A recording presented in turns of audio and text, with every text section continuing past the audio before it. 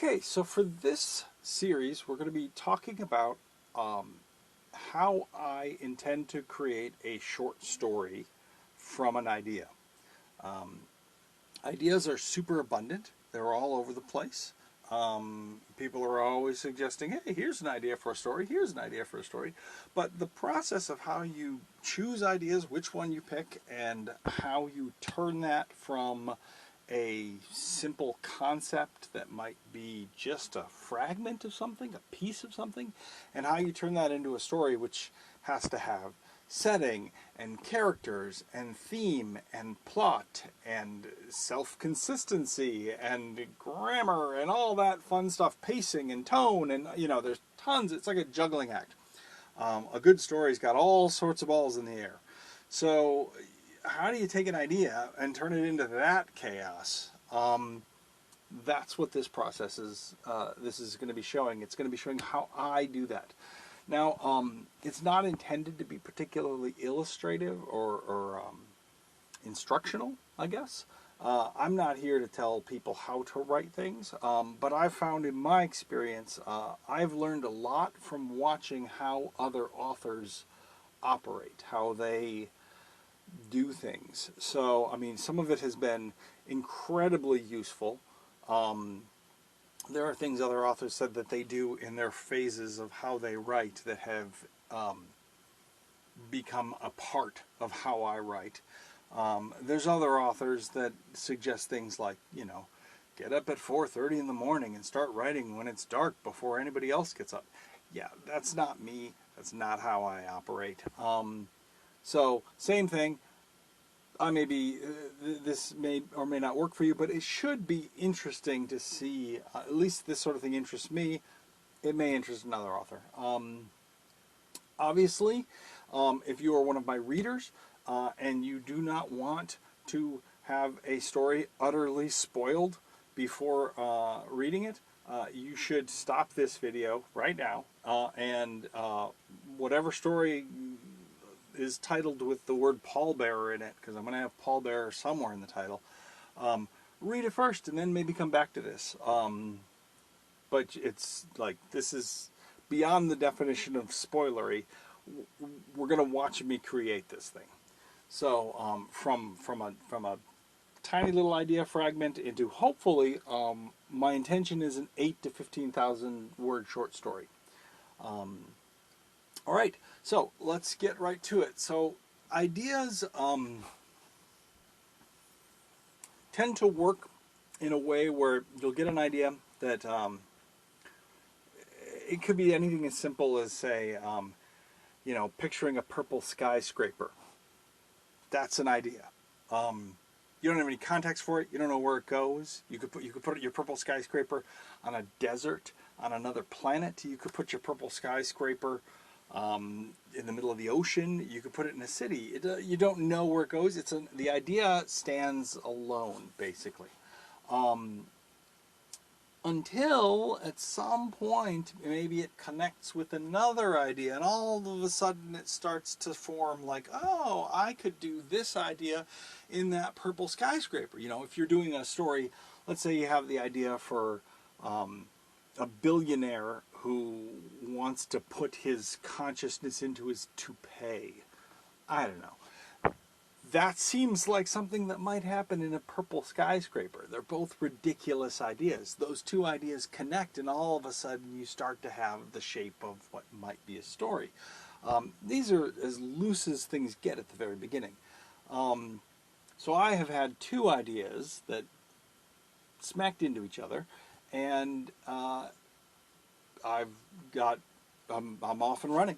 So I'm in Scrivener here, and I'm going to show you a little bit of how I do this. So there are different folders in Scrivener. I'm going to add a new folder here, and I'm going to call it Ideas. All right? And these are just generally the things that are going to, at this point, they're like the rough stuff. They're all the stuff that has come into my mind. I'm going to put them each on a single card. The cards can be opened up and I can fill them in with more text, but at this stage I typically just use them as cards. so I can move them around, look at them, visually see them all here. So I'm going to throw this out here, and so it's a card. So my two ideas that connected were this. All right, it's a little abstract, so you have to bear with me. Obviously it's abstract. We haven't created it yet. So the first idea is the idea of human souls. Human souls are contested. People believe they exist. People believe they don't. They're not sure. Ghosts are maybe souls or echoes. Who knows? The idea of some ethereal, intangible piece of humanity that they have. I was thinking about that idea, and as I was thinking about it, my idea was that it seems like if we do have souls, that they're the minority of our percentage of self in this current state of existence. We're 95% meat, maybe 5% soul, right? Was the idea. So the idea that humans are mostly one thing, but they have a little bit, it's like you got your toe dipped in the spiritual world, but most of you is meat, right? So there's the idea here that we are primarily flesh, but partly soul. Okay? We got these weak little souls. So when I was thinking about this, I started thinking, what would the inverse of that be? You know, could you have a creature, like it's one thing, we usually put ghosts, but ghosts are like a soul separated from the body, right? Astral projection is a soul separated from the body. We don't have anything that's like a spiritual being that is like a small creature, something that has a limited, like we have a limited spiritual capacity, or spectral, I should say. I don't want to confuse this. We're not talking soul in the sense of religion. We're talking more in the sense of mythology, ghosts, monsters, stuff like that, because that's my wheelhouse. So, you know, you have these things. So the idea was, what would something that was 5% flesh and 95% soul look like, right? So that was my second piece. Not my second piece, but that was the next part of the thing, right? All right, let's see if we get in there. All right, so souls with tiny bodies, mostly soul, right? Okay, so that's in our right. That's what we've got going on there. So this idea, I had this idea of the flip. That was my first idea. Two opposite entities, and I was toying with whether this should be like a fantasy setting where it's ghosts, but you could technically do this with aliens. It could be a sci-fi story if we met an alien species that was capable of doing more stuff, where they confirmed the existence of souls and all this.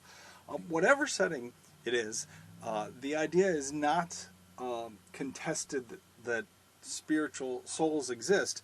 It's more about the proportions between the two species. One species has this percentage and one species has that percentage, and the idea would be that these two, they both covet what the other has. It's a case of grass is greener, and they're wanting to make some sort of exchange or whatever. So that concept, that was my purple skyscraper. That was the thing that was out there, but didn't actually have anything more meaningful to it. Now, the interesting thing was, so part of what it was is I wasn't really sure what we were going to want for, you know, the humans. Obviously the people without bodies want bodies. It's easy for me to extrapolate what someone would want because I have that. I have a body. I can run around. I can jump. I can do things, right? Which is what a ghost would covet.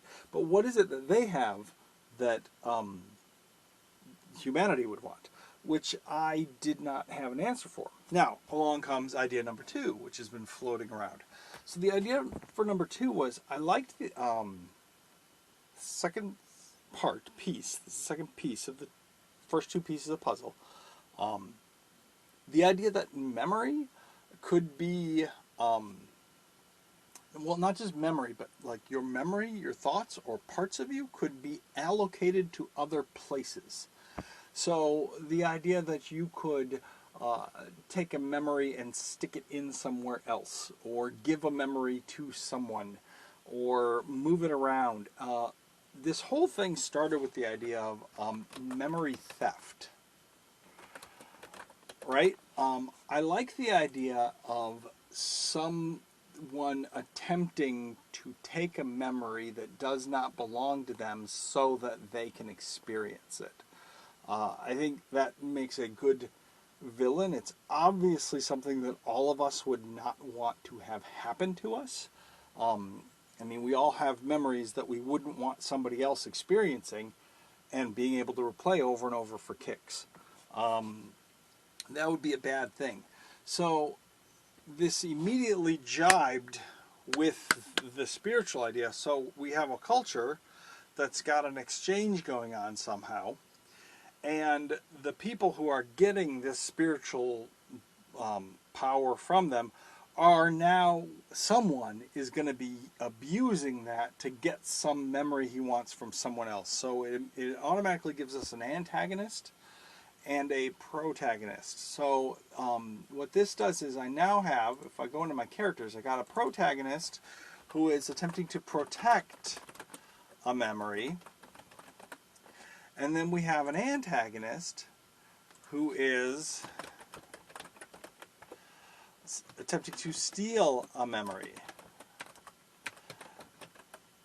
So at this point, you have the very, very basic fundamentals of a plot. From the antagonist's point of view, this is a caper movie. It's Ocean's 11. They are trying to get in somewhere, get something, and get out with it. And your protagonist is the security guard in Ocean 11 movies. He's the cop trying to prevent a big bank heist, and once the bank heist happens, is attempting to recover the stolen goods. Obviously, it works well for protagonists because you want your protagonist to suffer and have problems, and clearly having something stolen from them is a large problem. So now there's a whole lot that needs to be sorted out. Like, what is this exchange going on? Who are these people? Where is it? What technological level? Everything. But for now, I have the general shape of mythology, like a world setting, and I have the general shape of a character conflict-driven plot.